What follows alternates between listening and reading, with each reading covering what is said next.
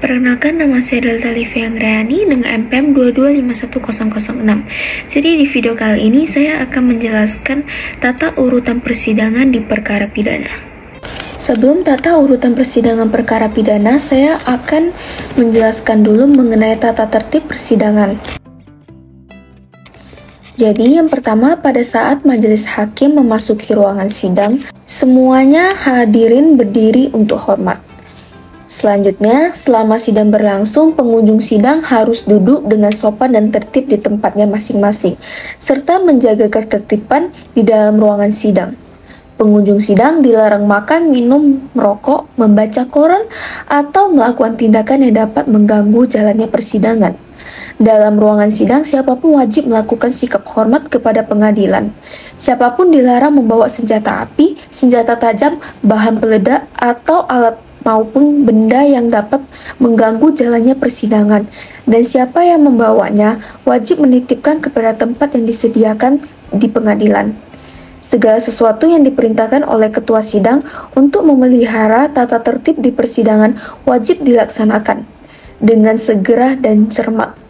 Tanpa surat perintah, petugas keamanan pengadilan karena tugas dan jabatannya dapat mengadakan penggeledahan untuk menjamin bahwa kehadiran seseorang di ruangan persidangan tidak membawa senjata, bahan, atau alat maupun benda yang dapat membahayakan keamanan persidangan.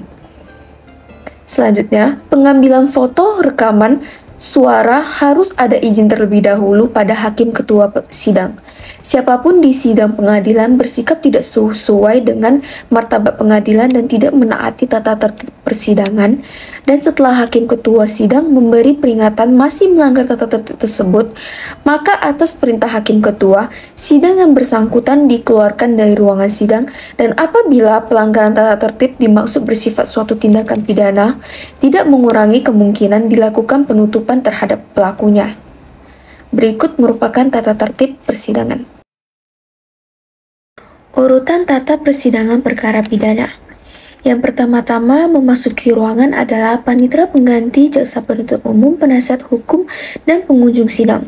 Pejabat yang bertugas sebagai protokol karena kurangnya ketersediaan personil dalam praktek. Biasanya tugas ini dilakukan oleh panitera pengganti, mengumumkan bahwa hakim atau majelis hakim akan memasuki ruang sidang dengan kata-kata bahwa hakim atau majelis hakim memasuki ruangan sidang.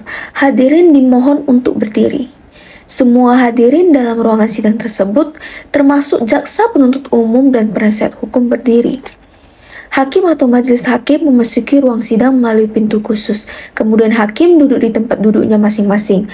Panitia pengganti mempersilakan hadirin duduk kembali.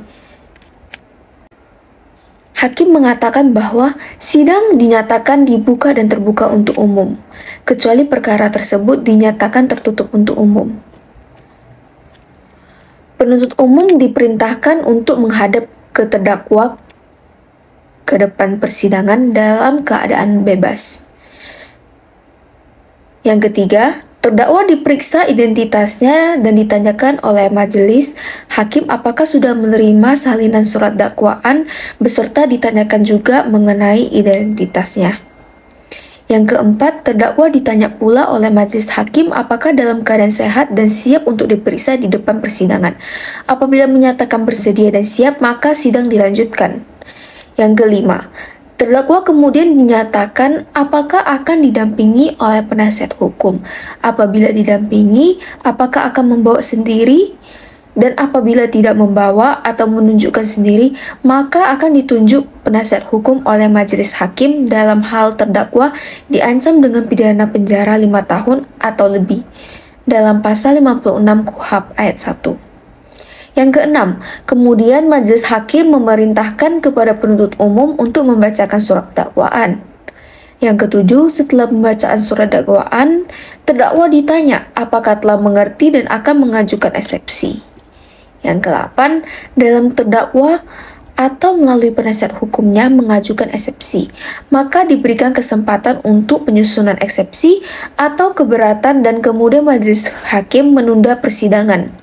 Setelah pembacaan eksepsi terdakwa, dilanjutkan dengan tanggapan penuntut umum atas eksepsi. Yang ke-10, selanjutnya majelis hakim membacakan putusan selah. Ke-11, apabila eksepsi ditolak, maka persidangan dilanjutkan dengan acara pemeriksaan pokok perkara atau yang lebih dikenal dengan sebutan pembuktian. Setelah itu, pemeriksaan saksi-saksi yang diajukan oleh penuntut umum dimulai dari saksi korban, dilanjutkan saksi lainnya. Seperti contohnya saksi korban, saksi ahli, ahli forensik, dan seterusnya. Apabila ada saksi yang meringankan, diperiksa pula saksi ahli atau witness. Kemudian dilanjutkan dengan pemeriksaan terhadap terdakwa.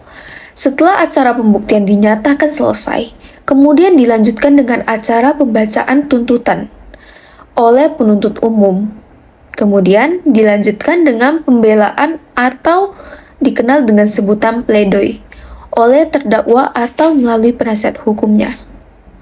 Setelah itu, akan dibacakan replik dari penuntut umum. Setelah dibacakan replik dari penuntut umum, akan dilanjutkan dengan duplik.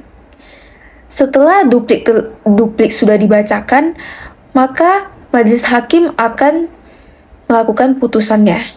Setelah putusan telah dijatuhkan oleh majelis hakim, maka persidangan dinyatakan telah selesai dan sah secara hukum. Sekian dari saya.